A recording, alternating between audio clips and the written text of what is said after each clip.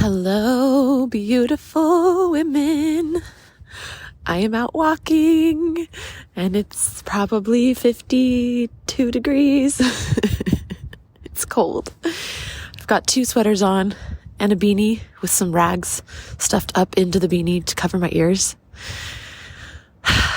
And a scarf and a jacket on top of the sweaters. And it's Arizona. And I'm probably such a little wimp, but the fact is there's no snow on the ground, so I can go walking outside at 6:30 in the morning. 6:37 a.m. Oh my gosh. So, the last podcast episode I recorded set me free, cut me loose in so many good ways. And there was one thing I talked about that I wanted to expound on, and somebody who had listened to the podcast was talking about this part really resonating. And also I had a personal experience since recording that podcast episode that sort of spurred my desire to talk more about it. So let's go. Let's talk about it. The first thing before I dive in that I want to tell you is I'm enrolling right now for Postpartum Freedom, and you do not want to miss this. So I keep talking about it, and I will keep talking about it here and there just because I really want you to understand the potential of this possibility, this container. I'm like, the new moon that just happened, you guys, it was like a total reset. I heard it was the moon was closer to the earth than it's been in like 300 and something years. And I don't know if you're familiar with astrology, but stuff like that really, really impacts the energy of what we're experiencing on the earth. And I know if you're not really into astrology, this probably sounds a little woo-woo, but just think of it this way. If the moon can influence moms, tons more moms going into labor, because ask any nurse and they'll tell you when there's a full moon, the labor and delivery room is packed. Or if the moon can literally move the ocean waves and create the tide and move it in and out, then what is the moon doing to us? If we are made of mostly water and it moves the ocean, what is it doing to us, right? So it's just something to think about. And with this new moon and just the energetics of this entire calendar year, it is a great time to be investing in your work, healing your wounds with your mother, healing your wounds with your self, with the postpartum, and with just being a woman, the wounds of womanhood. And part of that healing involves rage, and anger, which we're going to be talking about today. Sacred feminine rage and anger, which is typically the most forbidden emotion. That's what I said in the last episode that I wanted to expound on, how it's the most forbidden emotion that women could feel. When we were in this masculine dominated society. Oh, I'm just teeming with things to say to you. So before I dive in though, I do want to remind you, you can go to LizzieLangston.com/program to join my program. I used to make you apply. There's no longer an application. And right now we're in presale. So literally you can go to that page, LizzieLangston.com/program. It's going to be in the show notes. It's in my Instagram bio link. And you can check it out. I just wrote new copy because I just felt inspired to, and I took down a bunch of crap that didn't need to be on that page. And I literally have a checkout at the bottom. And when you join us, you get instant access. You can be a big girl and you can go on there and you can join all by yourself. You do not need me to read through an application. You know if it's a good fit for you or not. And if it's not, for some reason later, I'll give you a refund, whatever. But it's never been a not good fit so far. So I'm like, we don't think we need an application. People just know. And if you have any doubts, just DM me on Instagram.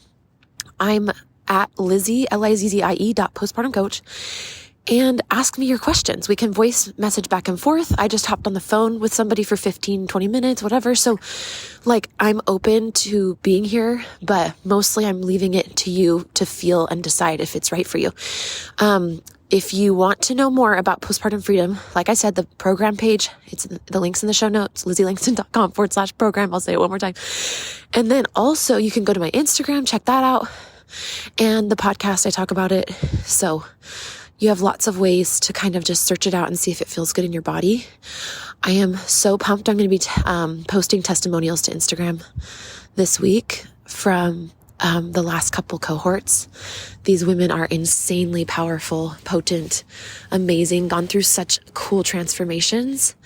I love that I get to witness them. And that could be you. Like, you could be a woman who feels completely alive and new in her body and in her life, in her mind, like a complete new level of consciousness and self-awareness that people around you are talking about. Like, my clients, their husbands have been like, I feel like I got my best friend back. Like, I'm like, or sometimes my husband, I know, as I've been on this feminine awakening journey, sometimes he'll be like, what is this in you? Like, I love it. Like, he's so into it.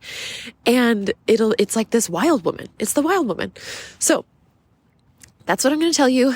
The other thing I want to tell you before I dive into this amazing episode on feminine rage and anger. I don't know why I'm singing. I think it's because I'm kind of cold and no one's out here and it's still kind of dark outside. It's pretty cool. The other thing I want to tell you is that I am creating a one night, probably 2-hour container of a masterclass. And I don't feel like a masterclass is the right word, but that's what we call these things in the world of business. I got to think of a better one. But for now, that's what it's called. It's a masterclass. But what it really is, if we're getting down to it, is it is a sacred space for feminine rage, for anger, for sadness, for numbness, for anything you might be feeling. I'm like getting a little gaggy. I have to adjust myself. If I get too cold, I get gaggy because I'm preggers. I'm almost 20 weeks pregnant. Can you believe it? So anyway, this container is like, bring any emotion, bring all emotion. I don't care what you're working through. This is not like I'm a postpartum coach, but it doesn't matter. This is just a sacred space for healing and it's for women only. And I'm holding a big space for you and we're going to be sharing. So you're going to be hearing stories from other women. Nothing planned, of course. Everyone's just going to be sharing what they can and want to, or not sharing too. So don't feel like you're going to have to come and share. You don't even have to be on camera. You can use this however you want to, whatever feels safe to you. It's all about safety. I was journaling last night and I realized there's sort of like 3 S's. Let's see if my brain can remember them. But there's sort of 3 S's for all of the feminine awakening to be able to happen. And there has to be, and for your trauma, it's not just about trauma. Like, yeah, sometimes it feels like trauma because there's memories and they were whatever, but like, we're all swimming in it. We're all breathing it. We're living it. Like, you don't have to have had a birth experience that was traumatic to say you have trauma. Because if you're a woman, if you're a human, you have trauma. Whether you even know it or not, because a lot of it we're born into and it's very generational. A lot of it is like the air we breathe in. You know what I mean? So, and that's, if you haven't listened to the last episode that I just recorded last time, listen to that because you will better understand what I mean with the generations and women and stuff. But number 1, in order for, I was talking about the masterclass. I didn't finish. Oh, did I finish? I don't know. Okay. Let me just wrap up telling you. Okay. So blah, blah, blah. Masterclass and Postpartum Freedom are open.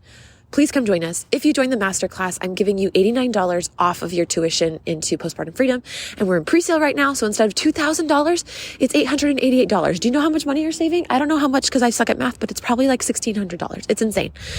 And you get to subtract 89 if you come to the masterclass, which would make your total $799, I think, instead of $888. Look, I did math, guys. So freaking A. Like, what? Come join us.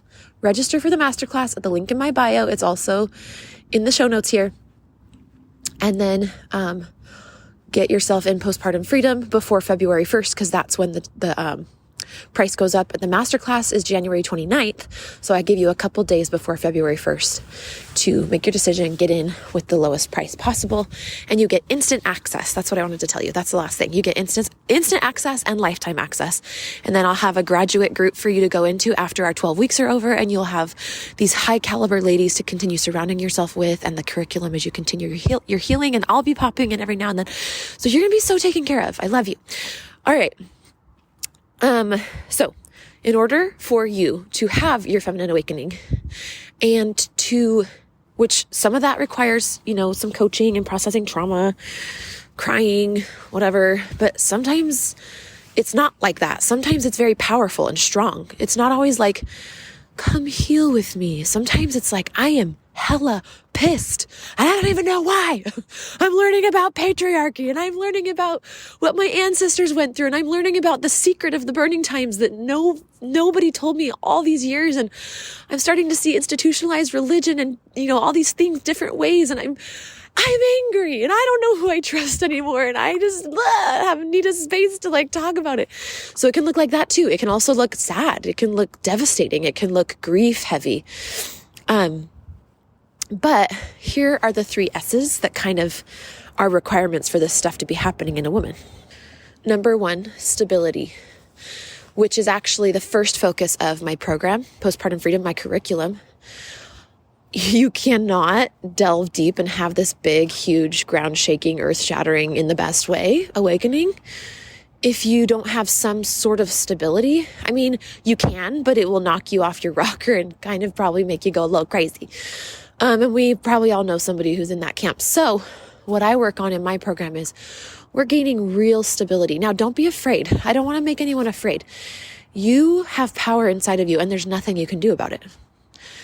And it doesn't matter if you're comfortable with this power or uncomfortable. It is literally raw material sitting in your bones and in your body, and it's waiting to be unraveled and turn into your soul's purpose.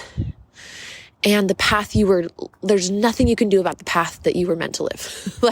Sure, there's things you can do, but there's this quote, oh my gosh, it's in the Gospel of Thomas, and I could find it maybe, but it says that Jesus said it, but it's not in the King James Version, but somebody said that Jesus said it. And it was basically, if you don't, I'm going to totally butcher it. Okay. It's if you don't, do what's inside of you, it will take you down, essentially. That sounds horrible. It was really cooler than that. This raw power, it's either going to, when it's unattended to, our body will let us know. If we're not living in our power, trust me, you will have health issues. You will have depression, anxiety. You will have inflammation, gluten intolerances. You will have crap shit will hit the fan, man. You will have crap just start coming up, and it'll feel like it's out of nowhere. But really what it is it's you're getting close to your awakening. You're getting close to this opening of this power. And we're just uneducated about sort of the chemistry of that as a woman, because most of our mothers and foremothers just didn't get to experience that because they were held in captivity in many ways on a soul level, because of the dangers of the society they were in. And listen to the last episode if you want to know more on that. All right, so stability. Going back to the S's, the first one is stability, emotional stability. So the first things I equip my women with in our program is the tools to know how to be emotionally stable. And that's not to mute you or to tame you. It's actually the opposite. It's to help your wild and your woman and your power come out, and for you to take all your power back. But you need a sense of stability so that you can still function because you still need to function kind of. Now, I'm all for, hey, go on a trip, spend some time alone, take a retreat, be with other women. I love that, but that's not the everyday. We still have little people that we might be raising. We still have some obligations that we like and we want to keep. And so stability is important. I don't want to go into too many details of how we do that in the program. There's some more detail about it on the program page, but long story short, my 3-step process is calm your body, calm your mind, calm your life. I know those sound so simple and elementary, but isn't that technically what we're all struggling with to some degree? We're trying to parent and we're exploding on our kids, or we're trying to be calm, but we're actually being anxious and our mind is racing. And so I just developed these tools from being in the trenches and also from studying lots of different modalities and stuff. My hands are so cold, I'm going to switch them. That actually work. They're digestible. And I literally created them by testing them on clients over 4 years. And I made sure they worked. And I kept changing them and tweaking them until the way I explained it was understandable and doable, and it got people results. So they're very exciting tools in there, very potent and practical. It's very fun. All right. So stability. The next S is safety. you have to feel safe. I literally attended a 4-month training, and we met twice a week. So it was like pretty rigorous and intense. 4 coaches, and I was trained by a therapist and by a high-level trauma-informed certified coach. She's amazing. I love her. Lindsay Pullman is her name, and I love her dearly. And I should say, these 2 women who, by the way, the therapist has had years of training with women whose, betrayal trauma, just like basically the most wrecked nervous systems you can think of. Like, we think postpartum's bad. I'm like, well, it can be really bad. And actually there is betrayal trauma that happens while you are postpartum, because life doesn't stop there. Boy, do I wish it would sometimes. Anyway, people still pass away that you care about, and you're postpartum or you're pregnant, and So, but these 4 months I studied with these experts. Oh my gosh. And they're just setting such a new bar in the standard of coaching. And I think it should be set, by the way. I think coaches need trauma training. I'm passionate about it, especially just understanding the nervous system and how to recognize trauma. And if somebody is exhibiting trauma on your call with you, you don't want to just be using cognitive tools. You want to be getting them in their body and providing safety. And so anyway, my whole point is I literally am really good at creating safety. Not just because I learned it, but also because the whole reason I went to that program was because I could see how game-changing it was for me in my ability to come all the way out in my power and in my awakenedness, and how essential it would be and is for my postpartum women who have been, their nervous systems have been pretty wrecked in some ways with birth trauma or freaking just postpartum itself. Nothing else, just the transition of having a child and your body changing so much and your life changing so much. So yeah, stability and safety, check and check. And the third one, how about I come back to the third one? Number 1, to leave you hanging. No, I'm just kidding. Just because I can't remember it right in this second, but I wrote it in my notebook. So I'm going to do a cliffhanger, which is great because then you'll circle back around to it later in this episode, or if I break this up into a 2-part series because I ramble forever, then it'll still be there. So don't worry, I'll get it to you. I'll look it up in my notebook. All right, I want to move on now to talk about anger and ragey rage. So when I say, sorry, I got to keep this thing up by my mouth so you don't hear my feet walking. When I say that rage is the most forbidden, or anger, I think more people identify with the term anger. When I say that anger is forbidden, what do you think about that? I want you to just think, be honest, you don't need to exaggerate, but just comb through your mind and your memory. Do you feel like you were allowed to be angry? How did your parents handle it?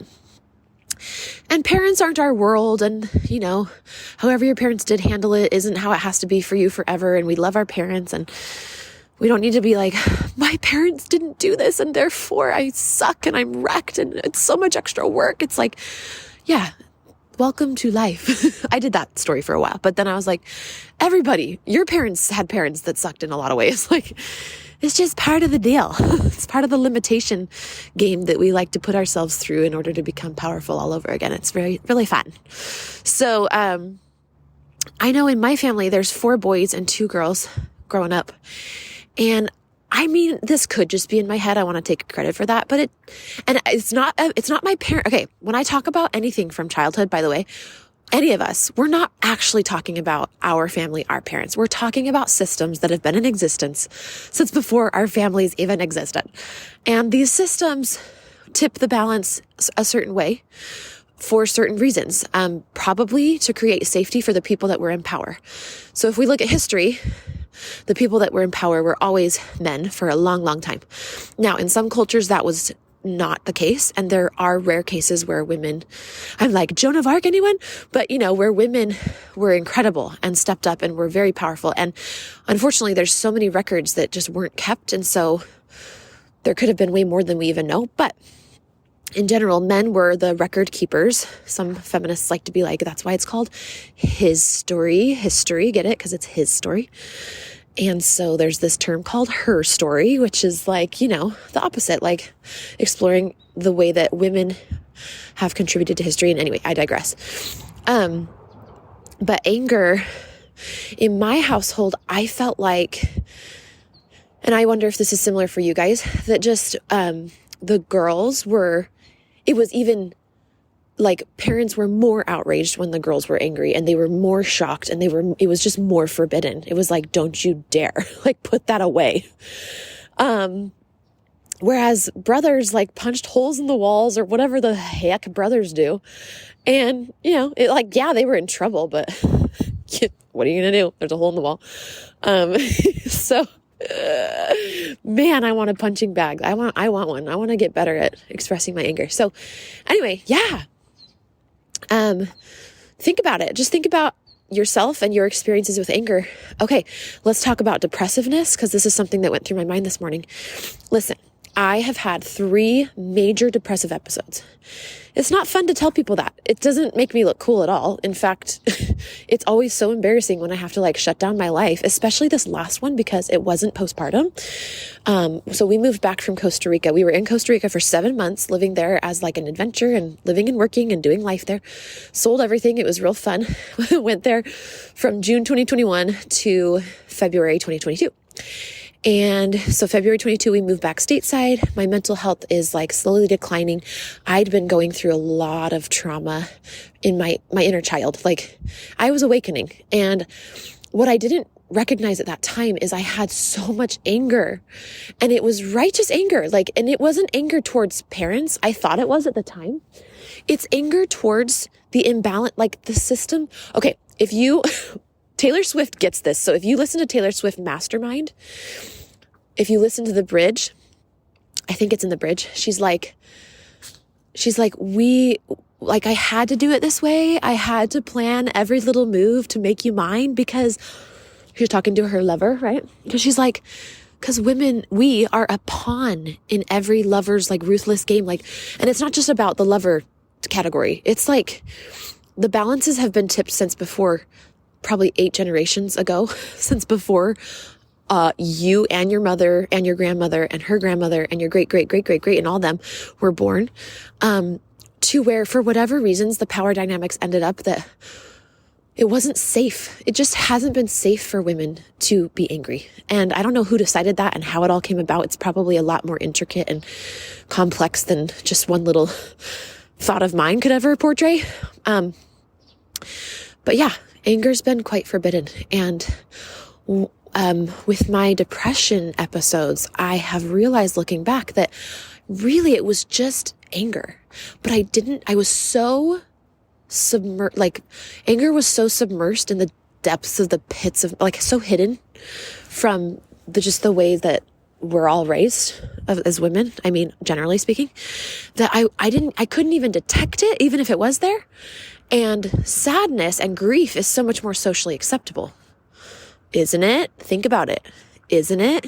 Right? As a woman, and you get all this attention for being sad. Not that I consciously went into depression for attention. I would never do that on purpose.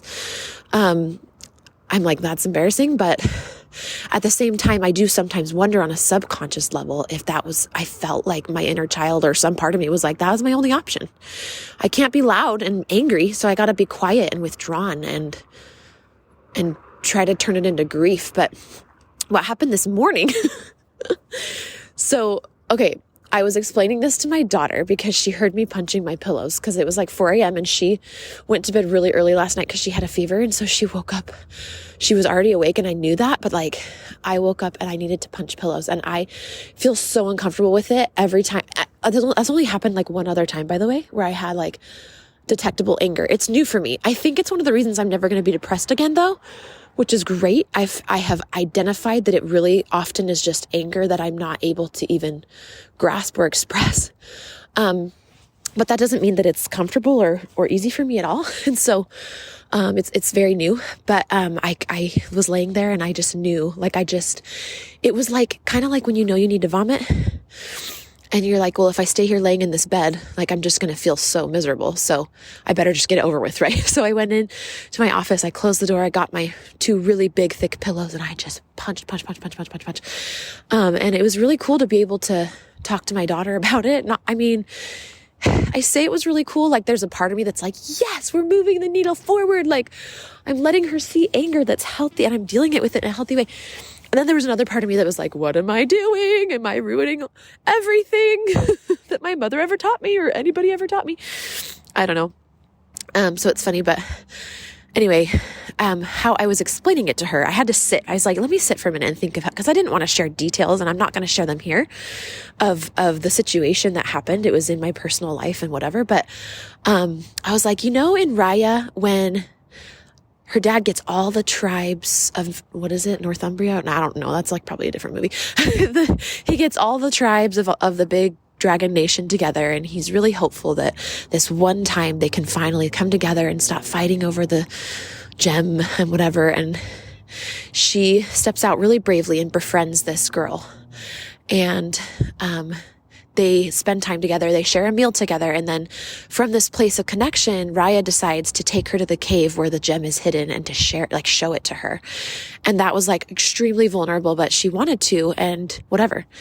And then from that place, this girl, I forget her name,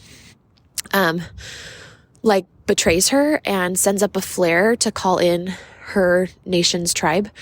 And they come and everybody starts fighting and etc.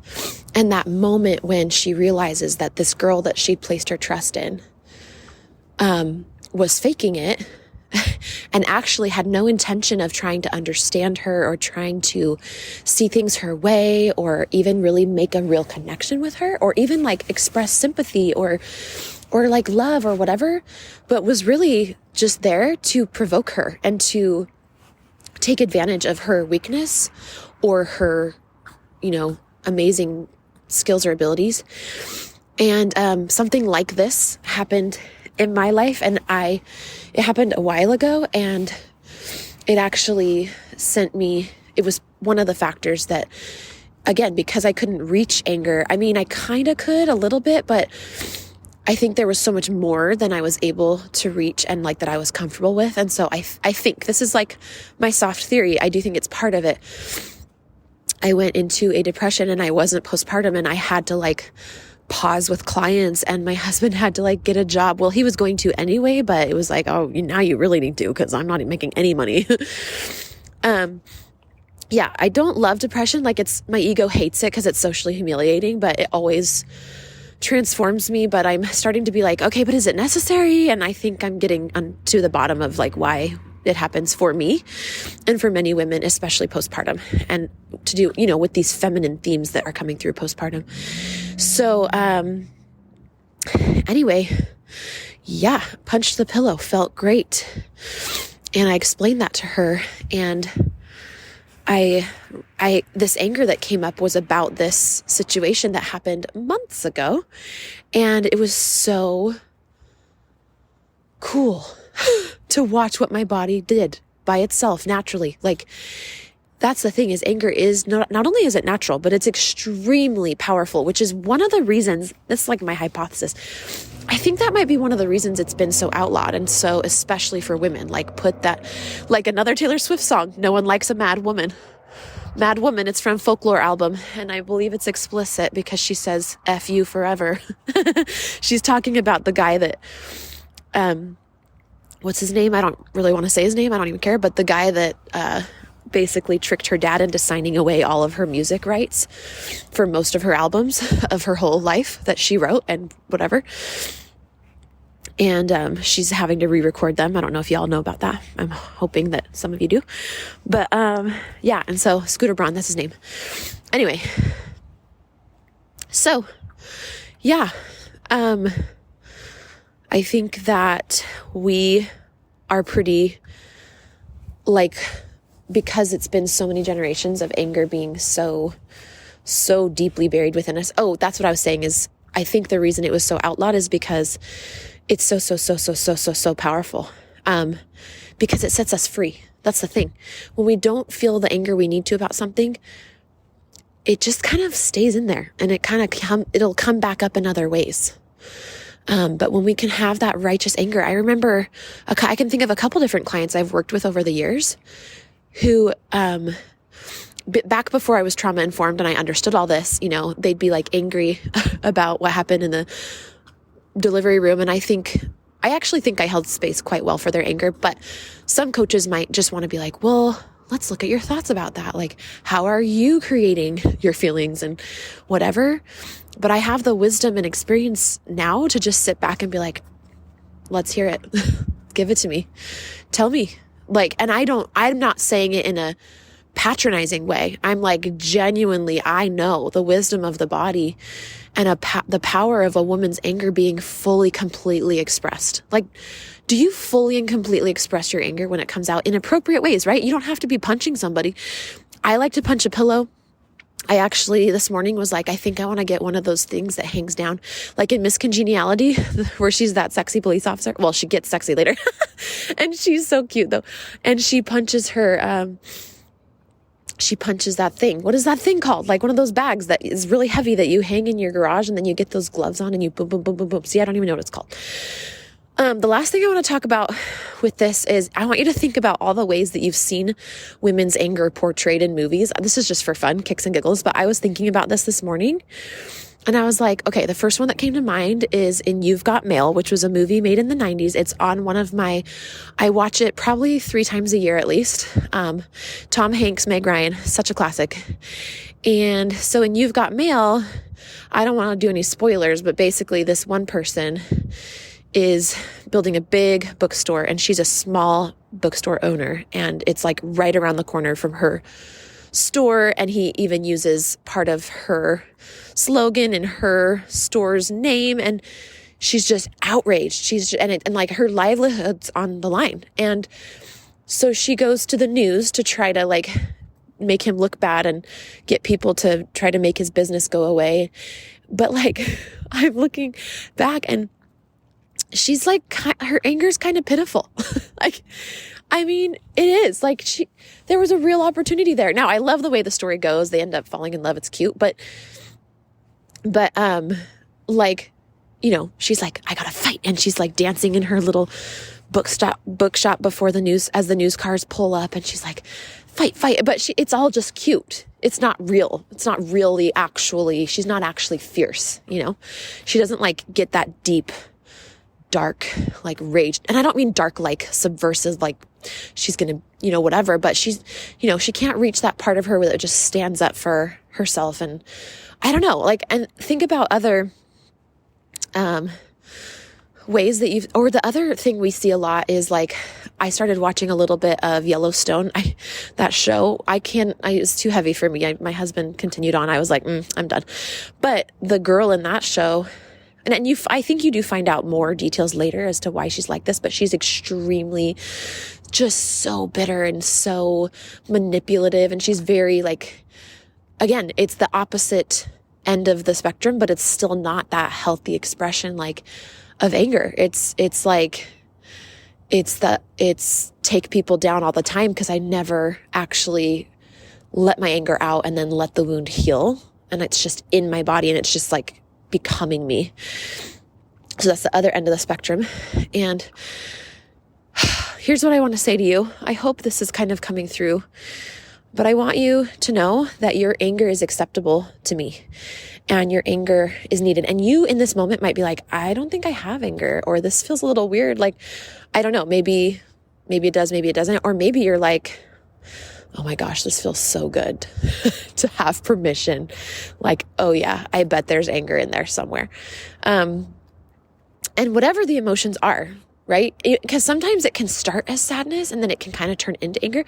I just want, number one, I don't want you to be afraid. And number two, I want you to know that you can have safety and stability. And whatever that dang third S is, hold on, let me see if I can try to remember it. I don't know if this is the one that I wrote down, but this is what's coming up, which is somatic tools. Like, if you're going to let your whole soul basically open up and you're going to let, in the process, trauma is going to come up and big feelings are going to arise, you need somatic tools. And somatic just means in the body. Like you need more than some talk therapy. That's what I'm saying. Like, you need to know how to meet your sensations where they are and be with them and nurture them and bring them all the way through in an appropriate way, because that's actually, I think the part of why all this stuff just stays in our bodies is because we don't know what the hell to do with it. And it scares us. I can't tell you how many women have told me, I'm like, oh yeah, there, it's all coming together. That's why I couldn't remember it, is because I needed to say this one.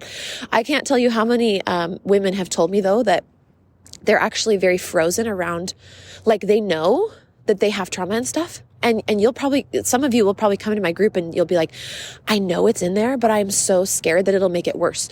Or I had depression last time I had a baby and I'm so scared that I'm going to have it again.